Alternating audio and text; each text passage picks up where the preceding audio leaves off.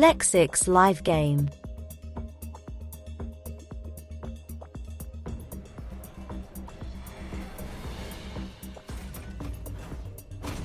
Эра легенд. Андалур, Страж тьмы. Первый босс 15-го этажа группового инстанса «Чистилище раскаяния». Некогда командир 3-го отряда сторожевого лагеря округа Бэк и достойный рыцарь света, он погиб в битве с кровавыми жрецами близ озерной деревни. Став призраком, он попал под власть избавившегося от печати Латрода, и тот сделал его темным воином, стражем входа в Чистилище раскаяния. Ныне единственное его желание, чтобы нашелся тот, кто освободит его. Рассмотрим способности босса и тактику прохождения. Первое, на что хочу обратить ваше внимание, это описание специализации босса. У этого босса значительно повышена атака специализации, бешенство, и слабая защита от специализации, тайна. Видео по правильной расстановке боевых построений для каждой специализации вы сможете найти на моем канале. Для удобства я сделаю переход и оставлю ссылку под видео. Мучение. Обычные атаки накладывают один слой эффекта мучения, входящий урон по цели от обычных атак босса увеличивается на 20% на 20 секунд. Механику данной способности должны отрабатывать танки, меняясь при получении дебафа. Если в группе достаточно сильные танки, возможно накопление 5-7 слоев дебафа. Коварное сердце, теневая сфера и преследование – ключевые способности босса. Босс накладывает на случайного игрока эффект коварного сердца, цель мгновенно теряет 30% максимального здоровья, после чего получает периодический урон, раз в секунду.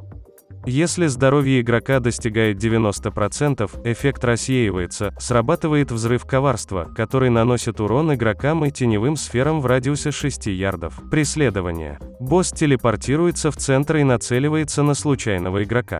Через 3 секунды босс накладывает на себя теневой щит и начинает погоню, снижая скорость цели.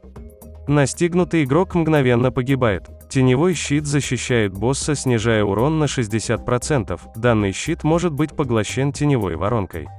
Если босс догоняет цель или воронка поглощает щит или время погони достигает 30 секунд, босс прекращает преследование.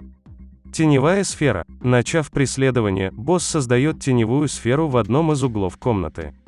Когда босс применяет взрыв коварства, из сферы вырывается темная сила, которая создает теневую воронку радиусом 8 ярдов на 15 секунд. Каждую секунду воронка наносит урон игрокам вокруг и поглощает теневой щит босса. Для выполнения механики игрока, получившего эффект коварного сердца, ни в коем случае нельзя лечить более чем на 80%. Данный игрок должен максимально быстро войти в область появления теневой сферы. В этот момент необходимо вылечить игрока более 90%, что приведет к взрыву коварства, который разрушит теневую сферу. Одновременно с этим, игрок под эффектом преследования должен завести босса в область действия взрыва коварства, что приведет в свою очередь к разрушению теневого щита босса. Эфемерное чудовище. Босс призывает 4 бесов в определенных точках по периметру поля боя. После появления бесы нацеливаются на случайных игроков и начинают двигаться в их направлении. Если расстояние станет меньше 3 ярдов, бес применит одержимость, навык наносит урон и накладывает эффект страха на 20 секунд. Поскольку большинство игроков обладает АОE уроном, вам необходимо провести беса через модель босса, что с большой вероятностью приведет к его убийству. Следующие 2 способности присутствуют только на сложности кошмар. Мрачный раскат. Срабатывает, когда здоровье босса снижается до 30%. Каждые 5 секунд босс применяет мрачный раскат к случайному игроку. Появляется красный круг, из которого необходимо быстро выйти, ничего сложного. Гнев теней. Босс наносит большой урон всем игрокам. АОE урон, вы заметите его на моем видео по первому убийству.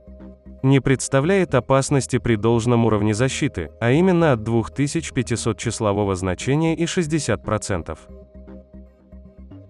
Спасибо за просмотр, желаю всем приятной игры. Подписывайтесь на канал, оцените видео, оставьте комментарий. До встречи в новых видео. Пока.